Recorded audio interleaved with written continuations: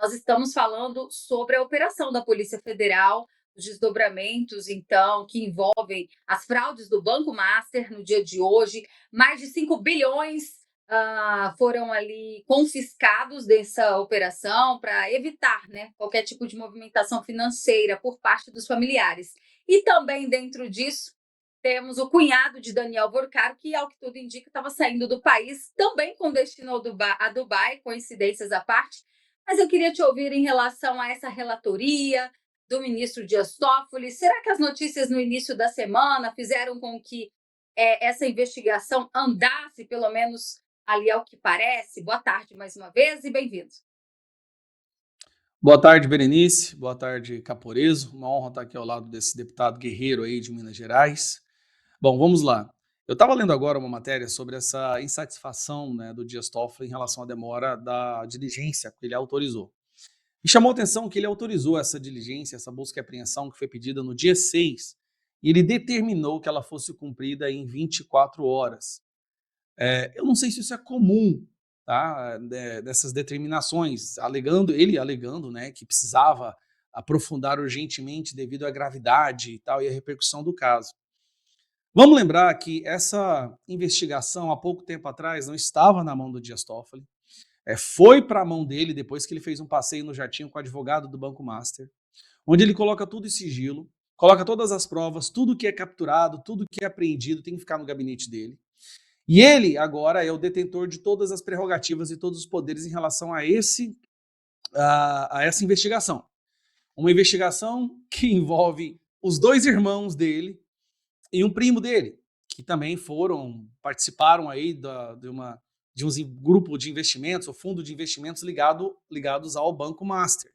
Sem falar, obviamente, que todo mundo já sabe, né, que está inclusive desgastando muito a Suprema Corte Brasileira, que é o Alexandre de Moraes ligando para o Banco Central, depois interferindo na Polícia Federal, a esposa dele com um contrato de 130 milhões, recebendo 3,6 milhões por mês, isso com critério de urgência, de prioridade. O Banco Master, um banco que estava falindo em desespero, dá uma ordem de que, olha, aconteça o que acontecer, esse valor da Viviane tem que ser pago. Por quê? Um escritório de advocacia que praticamente não atuou em nenhum dos 70 mil processos desse banco. Atuou em um, para não falar que é fake news, que é um caso de queixa-crime contra um outro banqueiro que falou alguma coisa contra o Vorcaro que ele não gostou. Então, de repente, o Dias Toffoli autoriza a busca e apreensão com 24 horas. A minha opinião, se é que a gente pode ter opinião hoje ainda, esse grupo da Polícia Federal que está à frente dessa investigação não é um grupo da Gestapo, da Stasi, do STF. É um grupo de verdadeiros policiais que buscam desvendar crimes e culpar os responsáveis e responsabilizar os culpados. E esse grupo não gostou muito desse sequestro da investigação caindo nas mãos do Dias Toffoli, que não deveria estar lá de forma alguma, porque não há pessoas de foro privilegiado envolvido. É uma clara tentativa do Dias Toffoli de defender o banco, junto com o Tribunal de Contas da União. O que tudo indica, parece que grandes nomes e grandes autoridades tinham muito dinheiro investido nesse banco e a liquidação dele ia fazer com que essas pessoas perdessem os seus montantes. Então elas entraram no modo de desespero para fazer o que for preciso para devolver esse banco à normalidade. Vamos lá. A Polícia Federal, eu acredito que eles devem ter imaginado ou eles devem suspeitar que, já que há o envolvimento dos irmãos, do primo, se eles fizessem a busca e apreensão de acordo com o período determinado por Dias Toffoli de 24 horas, muito provavelmente essas pessoas todas já teriam sido avisadas, já teriam sido organizadas uma forma de se proteger. Ao esperar, né, do dia 6, né, do dia 7, ao esperar uma semana para que essa operação fosse feita, eu acredito que a intenção deles era pegar essas pessoas desprevenidas, fora de suas casas, como foi o caso do cunhado do Vorcaro, que estava fugindo do Brasil para Dubai. Eu não sei se o Moraes já voltou de Dubai ou não, se eles estão indo lá encontrar, mas é uma coincidência muito suspeita, muito curiosa. Mas na minha percepção, eles esperaram para fazer uma operação para pegar de surpresa. Fazer essa operação nas 24 horas determinadas pelo Dias Toffoli seria uma operação onde essas pessoas estariam 100% avisadas, onde elas já estariam preparadas. Mas não tem como fazer uma operação sem autorização do Dias Toffoli, afinal de contas ele sequestrou toda a investigação. Então, na minha opinião, eles esperaram um pouco mais para pegar essas pessoas desprevenidas, né, e ver se assim consegue pegar alguma conversa no celular ou em ambientes onde elas não possam mais destruir provas. Bom, essa é a minha percepção, a única explicação que eu tenho sobre isso. Mas esse está se tornando, sem sombra de dúvida, o maior escândalo do nosso país, não pelo valor em dinheiro em si, mas porque está destruindo a reputação de uma corte, a Corte Suprema. Aquela que ao longo dos últimos 6 anos a imprensa fez questão de mastigar e jogar a goela abaixo do povo brasileiro como sendo a instituição que salvou a democracia. O baluarte, a bússola da moral, do que é certo e do correto, foi colocado nas mãos destas pessoas que vestem toga no Supremo Tribunal Federal.